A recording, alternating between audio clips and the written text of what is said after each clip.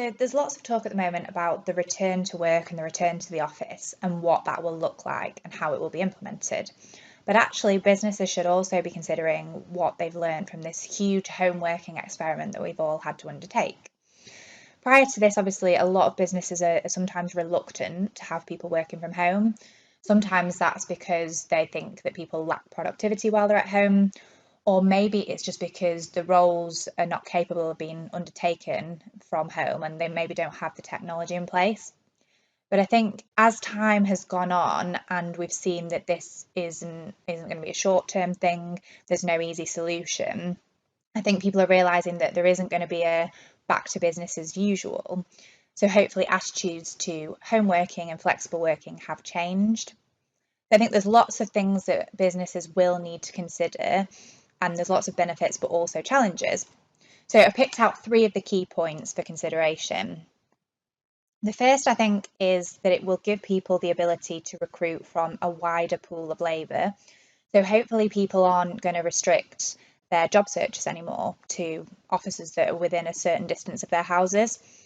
And hopefully employers will also look further afield because that gives them the ability to recruit from a wider pool of talent, even internationally, in fact. And if you're recruiting internationally, that can help your business to grow as well and to reach a bigger customer base.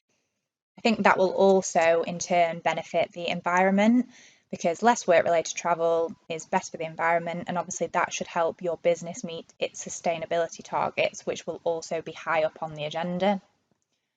I think the second point relates to the greater diversity that hopefully home working will bring. So lots of people have shown that they are able to juggle their work and home life, and people have been homeschooling their children at the same time as working.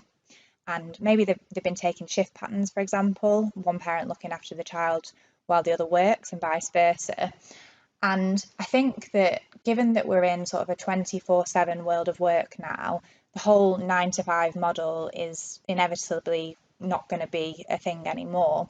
So actually it will help for people to be online and available at different times. And I think that means that businesses will actually have to give real thought to what their policies are on flexible working. And really, can you now justify a requirement for people to be in the office at certain times of day and be present and putting that face time in? I think the final point is everyone will now be considering the interplay between places of work and home. So the living and working spaces and the access to technology. So employers now can hopefully save money on those huge office spaces that they've got and the overheads that are associated with them. And I think developers had already been looking at ways to better utilise spaces and this whole co-working and co-living theme. And then finally, in order to do that, obviously businesses need to invest in the technology and infrastructure, and that probably already was quite high up on the list for people, but this is only added to the case for greater investment in technology so that more roles can be carried out from home, and that can help your disaster recovery planning for unforeseen events like pandemics. So I think it's clear that this topic of agile working and flexible working will remain at the forefront for businesses for a long time. And hopefully, if businesses do embrace it, then it can lead to recruitment of more talented people and it can help businesses grow and also increase employee job satisfaction.